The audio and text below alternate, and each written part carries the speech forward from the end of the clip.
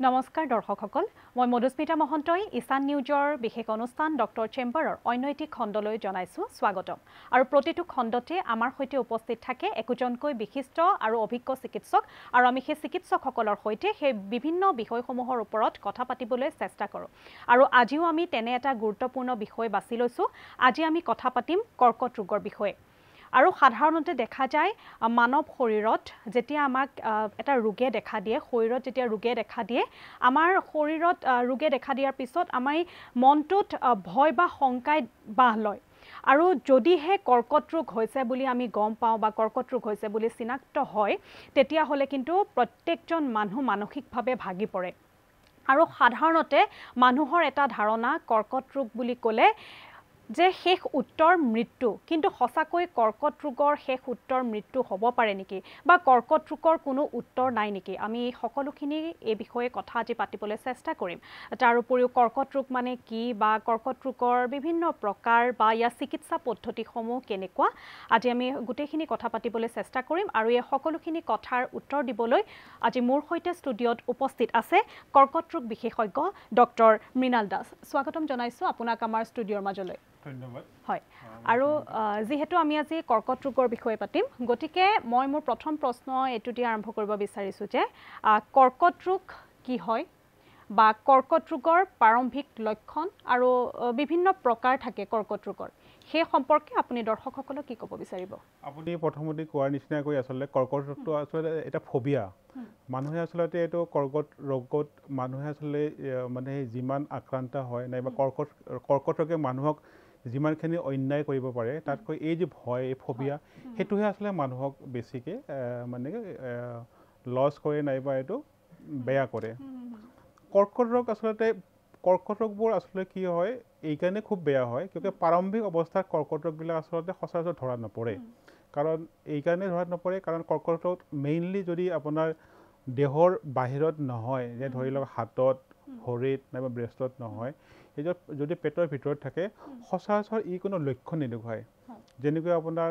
বেলেগ বেমাৰীৰ লক্ষণ দেখুৱায় সেইকাৰণে সচৰাচৰ ই প্ৰাৰম্ভিক অৱস্থাত ধৰাত নপৰে আৰু যেতিয়া আসলে ধৰাত পৰে লক্ষণ দেখিবলৈ আৰম্ভ কৰে সেই অলৰেডি হয়তো তাৰ ষ্টেজটো অলপ ওপৰলৈ গুচি যায়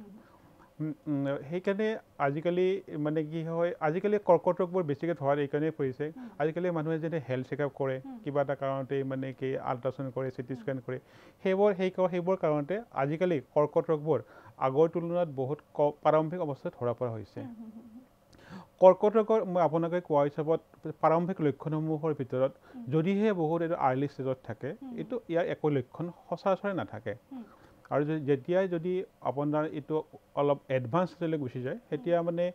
প্ৰত্যেক অংগ প্ৰত্যংগ অনুসৰি ইয়াৰ বেলেগ বেলেগ লক্ষণ হ'ব পাৰে যেনেকৈ ধৰি লওক আপোনাৰ যদি মুখৰ ভিতৰত ঘাঁ এটুকুৰা হৈছে সি কেতিয়াও নুশুকাব পাৰে আপোনাৰ যদি আপুনি কিবা কাৰণত মানে কি দাঁত এটা মানে সৰুৱাইছে সেই দাঁতটো আপুনি কেতিয়াও মানে ফিল আপ নহ'ব পাৰে ধৰি লওক আপোনাৰ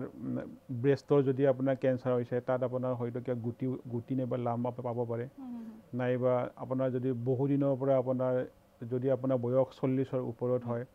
মোটামুটি 40ৰ ওপৰত হয় যদি আপোনাৰ বহুদিনৰ পৰা আপোনাৰ লেট্ৰিনৰ অভ্যাসটো মানে কি নৰ্মেল নহয় কেতিয়াবা টান কেতিয়াবা ঢিলা হয় যদিহে আপোনাৰ মানে কি হয় আপোনাৰ আপুনি লেডিজ হয় নে তিৰোতা হয় আপোনাৰ যদি মানে কি হয় উইদাউট পিৰিয়ড মানে উইদাউট মানে টাইমত যদি আপোনাৰ মাহেকীয়া হয় নাইবা ব্লিডিং হয় নাইবা ডিসচাৰ্জ হয় নাইবা মেনোপজ হোৱাৰ পিছত যদি আপোনাৰ মানে কি ব্লিডিং হয় সেইবোৰ সচৰাচৰ কৰ্কট ৰোগৰ বেমাৰ হয় আৰু আমাৰ সচৰাচৰ মানুহৰ যেটো ধাৰণা যে কৰ্কট ৰোগ হৈছে বুলি কোৱাৰ পিছতে যে কৰ্কট ৰোগৰ উত্তৰ এটাই মৃত্যু প্ৰত্যেকজন মানুহৰ ধাৰণা কম বেছি পৰিমাণে প্ৰতিজন মানুহে এই কথা ভাবে সেই মানুহসকলৰ উদ্দেশ্যে আপুনি কি ক'ব বিচাৰিব যে কৰ্কট ৰোগ সঁচাকৈ কৰ্কট ৰোগৰ কাৰণ মৃত্যু হ'ব পাৰে নেকি এইটোতো আসলে মই আপোনাক আগতেও কোৱাৰ নিচিনা এইটো এটা ফোবিয়াই হয় মানে কি হয় মানুহে কৰ্কটত হোৱাৰ লগে লগে আসলে কি তেওঁলোকে ভাবে আই এম মাৰ্কড মই মানে আমি সবেই জানো আমি হয়তো এটা সময় সবেই মৰিম কিন্তু সবেই ভাবে কি মোক মানে মাৰ্ক কৰি দিলে মই মৰিম আৰু সেইটো একদমেই নহয় বহুত ধৰণৰ কেঞ্চাৰ আছে কৰ্কট ৰোগ আছে যিবোৰ সম্পূৰ্ণভাৱে যদি আপুনি প্ৰাৰম্ভিক অৱস্থাত ইনফেক্ট মিডিল ষ্টেজত আহিলেও তো সেইবোৰ ভাল হৈ যায় যদিহে এইটো ষ্টেজ 4লৈ নাযায় বেছিভাগ কৰ্কট ৰোগে আজিকালিৰ অত্যাধুনিক চিকিৎসা পদ্ধতিৰ সহায়ত ই মানে কি আৰোগ্য হৈ যায়, আৰোগ্য হোৱা দেখা যায়। আৰু বংশানুক্ৰমিকভাৱে এই ৰোগবিধ আহে নেকি যে ঘৰৰ যদি সদস্যৰ 2-3জন কৰ্কট ৰোগত আক্ৰান্ত যে নেক্সট জেনেৰেশ্যনৰ কাৰণেও কিবা ভয় শংকা থাকে নেকি? হয় হয়, আপুনি ঠিকে কৈছে। যদিহে আপোনাৰ ফেমিলিত কাৰোবাৰ কৰ্কট, আপোনাৰ ফেমিলিত হওক, আপোনাৰ 1st ডিগ্ৰী নাইবা 2nd ডিগ্ৰী, 1st ডিগ্ৰী মানে হ'ল আপোনাৰ মাৰ ফালৰ পৰা নাইবা দেউতাৰ ফালৰ পৰা নাইবা তেওঁলোকৰ আপোনাৰ মাহীৰ ফালৰ পৰা নাইবা খুৰাৰ ফালৰ পৰা এনেকুৱা যিকোনো মানুহে যদি আপোনাৰ কৰ্কট ৰোগত আক্ৰান্ত হৈছে, গতিকে আপুনি সেই কৰ্কট ৰোগৰ বিষয়ে আপোনাৰ হ'ব পাৰে বুলি আপুনি সজাগ হ'ব লাগে। সেইকাৰণে আপুনি ডক্টৰৰ ওচৰত গৈ আপুনি পৰামৰ্শ কৰিব লাগে। সচৰাচৰ আমাৰ বংশানুক্ৰমিকভাৱে হোৱা কৰ্কট ৰোগৰ ভিতৰতটো হয় আটাইতকৈ যিটো কমন সেইটো ব্ৰেষ্ট কেঞ্চাৰ হয়। যদিহে আপোনাৰ ফেমিলিত কাৰোবাৰ যদি আপোনাৰ ব্ৰেষ্ট কেঞ্চাৰ হৈছে, গতিকে আপুনিও অতি সোনকালে আপোনাৰ ব্ৰেষ্ট কেঞ্চাৰ আছে কি নাই তেওঁলোকে আচলতে সেইটো প্ৰাৰম্ভিক পৰীক্ষা কৰি ল'ব লাগে নাইবা স্ক্ৰিনিং কৰি ল'ব লাগে। যেতিয়া আমি গম পাম যে আমাৰ ফেমিলিৰো কাৰোবাৰ হৈছে, ফেমিলি কোনোবা কেঞ্চাৰ ৰোগত আক্ৰান্ত হৈছে, হোৱাৰ পিছত আমাৰো হ'ব পাৰে বুলি আমাৰ যেতিয়া এটা মনত ভয় থাকে, আমি তেতিয়া ডক্টৰৰ ওচৰত গৈ পেলাই কিবা পৰামৰ্শ ল'ব পাৰোঁ বা কিবা টেষ্ট কৰিব পাৰোঁ। যদিহে আপোনাৰ যদি আপোনাৰ ফেমিলিত কাৰোবাৰ ব্ৰেষ্ট কেঞ্চাৰ হৈছে, আপুনি ডক্টৰৰ ওচৰত গৈ যদিহে আপোনাৰ বয়স 40ৰ তলত হয়, তেতিয়া আপুনি এটা আল্ট্ৰাচাউণ্ড কৰি চাব পাৰে। যদিহে আপোনাৰ বয়স 40ৰ ওপৰত হয়, আপুনি এখন মেমোগ্ৰাম কৰি চাব পাৰে। যদিহে আপোনাৰ ঘৰত কাৰোবাৰ কলন কেঞ্চাৰ নাইবা ৰেক্টেল কেঞ্চাৰ হৈছে, আপুনি এটা কলনস্কপি কৰি চাব পাৰে। যদিহে আপোনাৰ ঘৰত কাৰোবাৰ ষ্টমাক কেঞ্চাৰ নাইবা ফুড পেপ কেঞ্চাৰ হৈছে, আপুনি এটা এণ্ডস্কপি কৰি চাব পাৰে। এইবোৰ পৰীক্ষা আচলতে আজিকালি আমাৰ মানে কি হয় অসমতে হওক গুৱাহাটীয়ে হওক চবতে অতি সহজে এভেইলেবল হয়। এতিয়া আহিছোঁ মহিলাসকলৰ সচৰাচৰ হোৱা যিটো ষ্ট'ন কেঞ্চাৰ, খুবেই মহিলাসকলৰ আজিকালি হোৱা দেখা যায়। এই সম্পৰ্কে কি ক'ব, এই ষ্ট'ন কেঞ্চাৰৰ বিষয়ে কি ক'ব বা কিবা তাৰ টাইপছে হওক বা কোনসমূহ এজৰ পৰা মহিলাসকলৰ শৰীৰত এই ষ্ট'ন কেঞ্চাৰ হ'ব পাৰে? এইটো আপুনি বহুত ভাল কুৱেশ্যন সুধিছে। আচলতে মানে কি মহিলাসকলৰ ষ্ট'ন কেঞ্চাৰটো আচলতে বহুতেই হয়। এই ক্ষেত্ৰত আচলতে কি হয় সবচে ভাল কথাটো ইয়াৰে হয়, এই বস্তুটো আপুনি স্ক্ৰিনিং কৰিব পাৰে। স্ক্ৰিনিং কৰি আপুনি বহুত কম সময়তে ইয়াক আপুনি ডিটেকশ্যন কৰিব পাৰে। মানে অতি প্ৰাৰম্ভিক অৱস্থাত যদি আপুনি ইয়াক ধৰাত পেলাব পাৰে, ইয়াৰ সুবিধাসমূহ এইখিনিয়ে হ'ল তাৰ ট্ৰিটমেণ্টটো সৰু হয়, যেনে ধৰি লওক অপাৰেশ্যন মানে কি হয় যে অপাৰেশ্যনেই হওক, অপাৰেশ্যনটো সৰু হয় নাইবা ধৰি লওক অপাৰেশ্যনৰ পিছৰ যিখিনি ট্ৰিটমেণ্ট থাকে কেম'থেৰাপি নাইবা ৰেডিয়েশ্যন থেৰাপি সেইবোৰ প্ৰয়োজন নহ'ব পাৰে।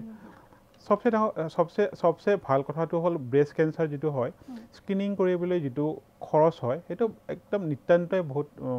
মামুলি হয়। এইটো আৰু সচৰাচৰ বেছিভাগ ডায়েগনষ্টিক চেণ্টাৰতে এইটো পোৱা যায়। স্ক্ৰিনিং কৰিবলৈ মই কওঁ যদিহে আপোনাৰ বংশত যদি কাৰো ব্ৰেষ্ট কেঞ্চাৰ হোৱা নাই, তেতিয়া আপুনি মিনিমাম 40 to 45 ইয়াৰ্ছৰ পৰা আপ টু 55 ইয়াৰ্ছলৈকে আপুনি ইয়াৰলি যদি এখন মেমোগ্ৰাম কৰে, তেতিয়াহ'লে আপোনাৰ কি হয় প্ৰাৰম্ভিক অৱস্থাতে আপুনি এইটো ধৰাত পৰিব পাৰে। আৰু যদিহে আপোনাৰ বয়স 40তকৈ কম, তেতিয়া আপুনি আল্ট্ৰাচাউণ্ড কৰি ল'ব লাগে। আৰু সচৰাচৰ যিটো স্ক্ৰিনিং হয়, স্ক্ৰিনিংবোৰ বয়সটো 40ৰ পৰা 45ৰ পৰা আৰম্ভ হয়। এইটো জেনেৰেল পাব্লিকৰ কাৰণে। যদিহে আপোনাৰ ফেমিলিত নাইবা কাৰোবাৰ ফেমিলিত যদি এনে ব্ৰেষ্ট কেঞ্চাৰ হৈছে, তেওঁলোকে কিন্তু স্ক্ৰিনিংটো অলপ তাতকৈ আগতেই আৰম্ভ কৰিব লাগে। তেওঁলোকে মেমোগ্ৰাফৰ উপৰিও যেনে আন ধৰণৰ পৰীক্ষা যেনেকৈ মানে MRI কৰি ল'ব লাগে। আৰু যদিহে মানে কি হয় তেওঁলোকে ইচ্ছা কৰে বংশানুক্ৰমিকভাৱে চলি অহা ব্ৰেষ্ট কেঞ্চাৰৰ কাৰণে আপুনি BRCA1 নাইবা BRCA টেষ্ট এটা আজিকালি সহজতে উপলব্ধ হয়, সেইটো কৰি ল'ব পাৰে। আৰু আমি কেনেকৈ গম পাম যে তাৰ প্ৰাৰম্ভিক লক্ষণসমূহ কি কি দেখা দিব পাৰে? ব্ৰেষ্টৰ একদম আচলতে প্ৰাৰম্ভিক অৱস্থাত বহুত যদি সৰু হয়, একদম প্ৰাৰম্ভিক অৱস্থাত একো লক্ষণ নাথাকে। যদিহে অকণমান ডাঙৰ হয়, আপোনাৰ এনেকুৱা হ'ব পাৰে যেনেকৈ আপুনি ধৰি লওক এটা গুটি নাইবা লাম্প ফিল কৰিব পাৰে। আপোনাৰ ব্ৰেষ্টৰ যিটো চাইজ হয় সেইটো শ্বেপ নাইবা চাইজ অলপ চেঞ্জ হ'ব পাৰে। আপোনাৰ ধৰি লওক মানে কি হয় নিপুল এৰিয়ালৰ পৰা মানে কি হয় উইদাউট এনি প্ৰেগনেঞ্চি আপোনাৰ ডিছচাৰ্জ হ'ব পাৰে, নাইবা আপোনাৰ সেই এৰিয়াটোত বিষ হ'ব পাৰে, নাইবা কেতিয়াবা মানে কি হয় বেছি হৈ গ'লে ইয়াতে হয়তো আপোনাৰ ঘাৱৰ সৃষ্টি মানে আলচাৰো হ'ব পাৰে। আৰু এই ৰোগবিধ কৰ্কট ৰোগ যি ব্ৰেষ্ট কেঞ্চাৰ এয়া মহিলাসকলৰ কিমানমান এজৰ পৰা এইটো ষ্টাৰ্ট হয় এইটো আপুনি আসলে 40 to 45 ইয়াৰ্ছৰ পৰা আৰম্ভ হয় যদি জেনেৰেল পাব্লিকৰ কাৰণে যদিহে আপোনাৰ কাৰোবাৰ ফেমিলিত যদিহে ব্ৰেষ্ট কেঞ্চাৰ আছে তেওঁলোকৰ হয়তো আগতে হ'ব পাৰে হয় আৰু এই ক্ষেত্ৰত কিছু নিজাববীয়াকৈ যিবোৰ আমি প্ৰটেকশ্যন ল'ব পাৰোঁ সেই প্ৰটেকশ্যনসমূহ কি থাকিব পাৰে এটাত এই প্ৰটেকশ্যনসমূহৰ ভিতৰত হয় মানে সেই যদিহে আপুনি মানে কি হয় ব্ৰেষ্ট কেঞ্চাৰ হোৱাৰ কিছুমান মানে কাৰণৰ ভিতৰত হয় যদিহে আপোনাৰ মানে কি হৰম'নেল ফেক্টৰ মিনছ যদিহে বহুত মানে কাৰোবাৰ বহুত আৰ্লি মেনাৰ্কি হৈছে নাইবা লেট মেন'পজ হৈছে যদিহে কোনোবা মহিলাই মানে কি হয় তেওঁলোক মানে প্ৰেগনেণ্ট হোৱা নাই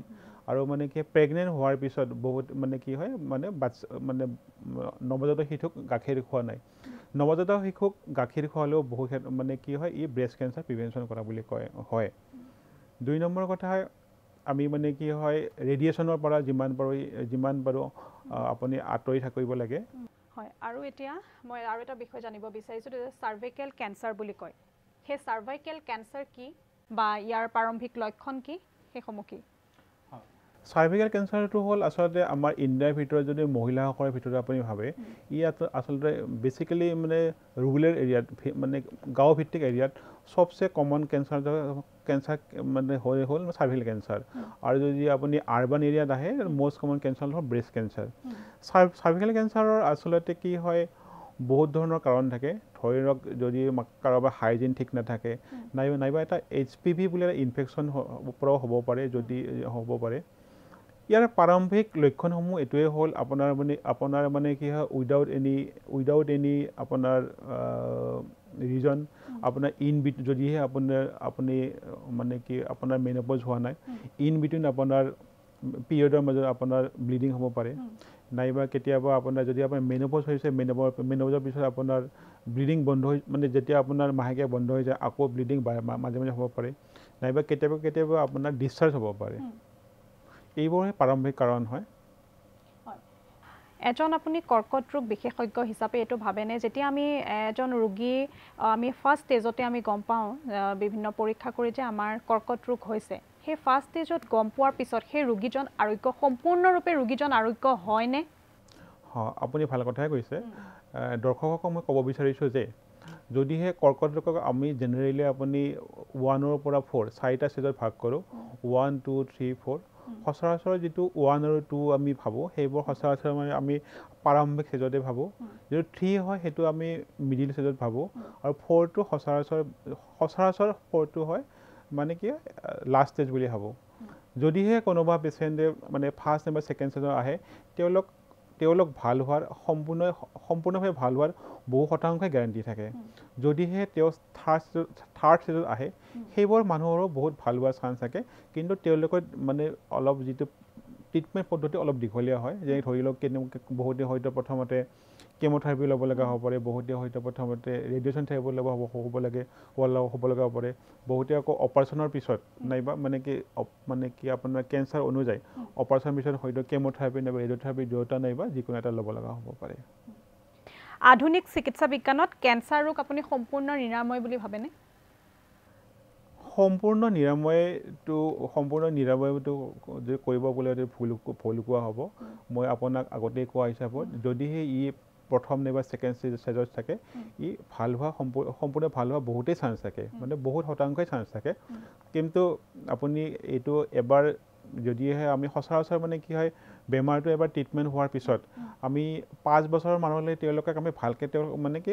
মানে ট্ৰিটমেণ্টৰ পিছত স্ক্ৰিনিং কৰি থাকোঁ যদিহে তেওঁ 5 বছৰৰ ভিতৰত তেওঁৰ মানে ৰিকাৰেঞ্চ নহয় সচৰাচৰ ধৰিব পাৰে তেওঁৰ আৰু ৰিকাৰেঞ্চ নহয় কিন্তু তথাপিতো বহুত কম ক্ষেত্ৰত কেতিয়াবা কি হয় প্ৰথম নাইবা ছেকেণ্ড ষ্টেজত মানে কি ট্ৰিটমেণ্ট কৰা ৰোগীও কেতিয়াবা ৰিকাৰেঞ্চ হোৱা দেখা যায় কিন্তু সচৰাচৰ যদি আপোনাৰ প্ৰথম নাইবা ছেকেণ্ড ষ্টেজত আছে আপুনি ধৰি ল'ব পাৰে ই আপোনাৰ সম্পূৰ্ণভাৱে ভাল হৈ যোৱা মানে চান্সটো বহুতেই বেছি 3 নম্বৰ ষ্টেজলৈ গ'লেও ই ভাল হোৱা চান্স বহুতেই বেছি 4 নম্বৰ ষ্টেজত যেতিয়া হয় তেতিয়াহ'লে সচৰাচৰ এইটো আমি য'ত কেঞ্চাৰটো হয় আচলতে তাৰ পৰা সি আচলতে বেলেগ ঠাইলৈ বিয়পি যায় সেইবোৰ ক্ষেত্ৰত ভাল হোৱা চান্স নাই থাৰ্ড মানে ফ'ৰ্থ ষ্টেজত থাৰ্ড ষ্টেজতো কৈছোঁ আপোনাক এইটো ভাল হোৱা চান্স খুবেই বেছি থাকে প্ৰথম আৰু ছেকেণ্ড ষ্টেজতকৈ কম থাকে কিন্তু ভাল হোৱা চান্স খুবেই থাকে যদিহে আপুনি চবখিনি ট্ৰিটমেণ্ট আপুনি ফ'ল' কৰে ফ'ৰ্থ ষ্টেজত হ'লে বেছিভাগ কেঞ্চাৰে মানে এছপেক্ট মানে ধৰি লওক আপুনি আপুনি মানে অৰেল কেভিটি কেঞ্চাৰ নাইবা যদি মুখৰ ভিতৰত কেঞ্চাৰৰ বাহিৰে বেছি বাকী আটাইবোৰ কেঞ্চাৰ ফ'ৰ্থ ষ্টেজত ই কিউৰেবল নহয় নিৰাময় নহয় আৰু আপুনি যিহেতু এতিয়া আহিছোঁ আপুনি যিহেতু মাৰোৱাৰী হস্পিটেলৰ লগতো জড়িত থাকে গতিকে কওকচোন মাৰোৱাৰী হস্পিটেলত এই কেঞ্চাৰ ৰোগৰ কিমানখিনি সুবিধা আছে বা আৰু আপোনালোকৰ কিবা পৰিকল্পনা আছে নেকি যে কিবা নতুন পদ্ধতিৰে এই কেঞ্চাৰ ৰোগীসকলৰ ট্ৰিটমেণ্টৰ কাৰণে কিছুমান নতুন পদ্ধতি আনিম বুলি কি ক'ব এই বিষয়ে মাৰোৱাৰী হস্পিটেলখনক মই মাৰোৱাৰী হস্পিটেলক মই এইখিনি সুবিধা দিয়াৰ কাৰণে তেওঁলোকক মই যথেষ্ট মই তেওঁলোকৰ ওচৰত কৃতজ্ঞ হয় মাৰোৱাৰী হস্পিটেলত আমি নতুনকৈ কেঞ্চাৰ চাৰ্জাৰী আমি আৰম্ভ কৰিছোঁ তাত অত্যাধুনিক চিটি স্কেন আৰু এইটো মডুলাৰ অ'টি এইবোৰ চবেই আছে আৰু নতুনকৈ আমি বহুত ধৰণৰ বস্তু যেনে মেম'গ্ৰাম আৰু স্ক্ৰিনিং প্ৰগ্ৰেমৰ কাৰণে সেইবোৰ কাৰণে আমি সেই কৰিব মেনেজমেণ্টক আমি অৱগত কৰিছোঁ আৰু তেওঁলোকে এই ক্ষেত্ৰত ৰাজি হৈছে আৰু পুনৰ আহিছোঁ এতিয়া আপুনি এই কেঞ্চাৰ পেচেণ্টসকলৰ কাৰণে এতিয়া মই যদি খাদ্যৰ কথালৈ আহোঁ কোনসমূহ মহৌষধ বুলি ক'ব সেই কেঞ্চাৰ পেচেণ্টখিনিয়ে খাব পৰা আচলতে কেঞ্চাৰ পেচেণ্টে হওক নাইবা যিকোনো মানুহৰ ক্ষেত্ৰতে হওক চবচে কথাটো হ'ল আপুনি healthy lifestyle and balance diet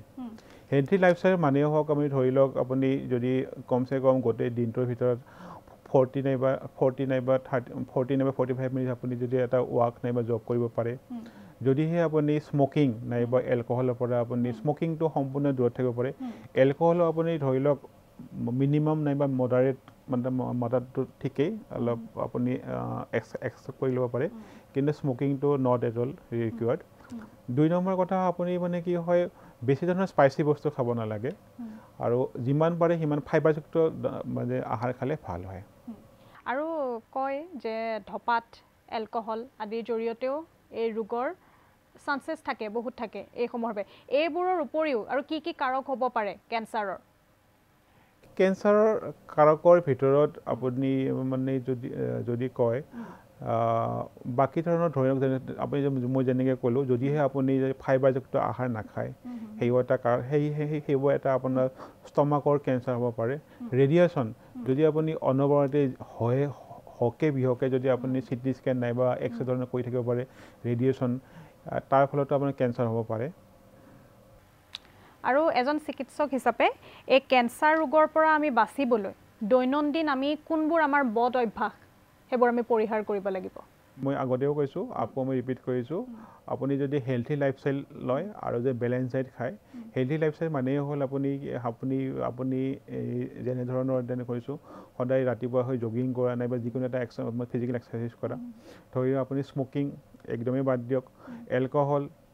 পৰাপক্ষত নকৰক কৰিলেও আপুনি একদম মিনিমাম কৰক আপুনি ফাইবাৰযুক্ত আহাৰ খাওক আৰু যিবোৰ মানে প্ৰচেছ ফুড সেইবোৰ আপুনি যিমান পাৰে সিমান আপুনি বাদ দিয়ক ঠিক আছে যিহেতু আমাৰ এতিয়া সময় চমু চাপি আহিছে শেষত আপুনি এজন কৰ্কট ৰোগ বিশেষজ্ঞ হিচাপে যিসকল কেঞ্চাৰ পেচেণ্ট আছে সেইসকলক উদ্দেশ্যি আপুনি কি ক'ব আৰু ঘৰখনত যেতিয়া এজন কেঞ্চাৰ পেচেণ্ট থাকে তেতিয়া বাকি পৰিয়ালৰ সদস্যসমূহে কেনেধৰণৰ মেণ্টেল ছাপোৰ্ট কৰিব লাগে কাৰণ মেণ্টেল ছাপোৰ্টৰ খুবেই বেছি প্ৰয়োজন অকল পৰিয়ালৰ সদস্য বুলিয়ে নহয় বন্ধু বান্ধৱ সকলোৱে মিলি তেওঁ কেনেকুৱা ধৰণৰ মেণ্টেল ছাপোৰ্ট কৰিব লাগে এই সকলোখিনি উদ্দেশ্যি আপুনি দৰ্শকসকলক কি ক'ব বিচাৰিব শেষত থুলমূলকৈ আপুনি দৰ্শকসকলক উদ্দেশ্যি ক'ব মইতো দৰ্শকবিলাকক এইটো ক'ব বিচাৰিছোঁ যে আপুনি কেঞ্চাৰ হ'লে নাইবা কৰ্কটৰ হ'লেই ভয় খাব নালাগে চবচে প্ৰথমতেতো আপুনি গৈ ডক্টৰৰ ওচৰত পৰামৰ্শ ল'ব লাগে তেওঁলোকে যিখিনি ট্ৰিটমেণ্ট দিয়ে সেইবোৰ ল'ব লাগে চবচে ডাঙৰ কথাটো হ'ল বাকী ট্ৰিটমেণ্টৰ নিচিনা কৰ্কটৰ ট্ৰিটমেণ্টটো সচৰাচৰ দীঘলীয়া হয় ধৰি লওক আপোনাৰ ডায়েগন'চিছৰ পৰা আৰম্ভ কৰি প্ৰথমতে ডায়েগন'চিছ কৰিবলৈ আপুনি বেছিভাগ ক্ষেত্ৰত আপুনি বায়'পচি কৰিব লগা হয় চব বায়'পচি ৰিপৰ্ট আহিবলৈ আপোনাৰ 4-5 দিন সময় লাগে সেইখিনি সময়তে মানুহৰ প্ৰাৰম্ভিক যিটো মানে কি উৎকণ্ঠা নাইবা ফবিয়া আৰম্ভ হৈ যায় তাৰপিছত যদি যেতিয়া আপুনি ডায়েগনচিছ হৈ যায় ষ্টেজিং কৰিব লাগে ধৰি লওক এই ডায়েগনচিছৰ পৰা ষ্টেজিং কৰিবলৈ ধৰি লওক আপোনাৰ 7 to 8 days মান লাগে তাৰপিছৰ যিটো ট্ৰিটমেণ্ট হয় সেইখিনি আচলতে দীঘলীয়া হয় ধৰিহে মানে কি হয় অপাৰেশ্যন কৰিব লগা হ'ব পাৰে কেমোথেৰাপি দিব লগা হ'ব পাৰে কেমোথেৰাপি দিলেও আপুনি ধৰি লওক আপুনি 4 পৰা 5 মাহ লাগে তাৰপিছত হয়তো কিছুমান মানুহক ৰেডিয়েশ্যন দিব লগা হয় ৰেডিয়েশ্যনৰ সচৰাচৰ এমাহমান দিব লগা হয় এই আচলতে গোটেই সময়খিনি আচলতে বহুত দীঘলীয়া হয় আৰু কষ্টলিও হৈ পৰে অন্য ৰোগতকৈ এই ৰোগৰ ট্ৰিটমেণ্ট যথেষ্ট কষ্টলি হয় সেইকাৰণে হয়তো কি হয় মানুহে পেচেণ্ট নাইবা যাৰ ঘৰত এই বেমাৰী থাকে তেওঁলোকৰ পৰিয়ালটোৱে আচলতে কি হয় ইম'চনেলি নাইবা তেওঁলোকক মানে কি আৰ্থিকভাৱে মানে কি হয় যদিহে তেওঁলোক বহুত ধনী ঘৰৰ নহয় তেওঁলোক আৰ্থিকভাৱে দুৰ্বল হোৱাৰ খুবেই চান্স থাকে সেইকাৰণে সেইকাৰণে কি হয় বন্ধু বান্ধৱ হওক নাইবা ঘৰৰ পৰিয়ালে হওক আঙুহি বঙি হওক চবচে প্ৰথমতে তেওঁলোককতো ভাল মাত দিব লাগে তেওঁলোকৰ যিটো মানে কি হয় বেমাৰ হয় এই বেমাৰটোৰ ওপৰত তেওঁলোকক অলপ সহানুভূতি দেখুৱাব লাগে আৰু যদিহে তেওঁলোক এই বেমাৰটোৰ পৰা ভাল হৈ যায় যিবোৰ মানে কি হয় বহুত মানুহে কি হয় কেঞ্চাৰ হোৱাৰ পিছত বহুত মানুহে কি হয় চাকৰিত যাব নিবিচাৰে নাইবা কোনোবাই ৰাখিব নিবিচাৰে যদিহে মানুহজনৰ যদি কেঞ্চাৰ বেমাৰটো ভাল হৈ যায় আকৌ জবত নাইবা মানে কি ৰাখিবলৈ যিটো আমি ৰিহেবিলিটেশ্যন বুলি কয় সেইটো কৰিব লাগে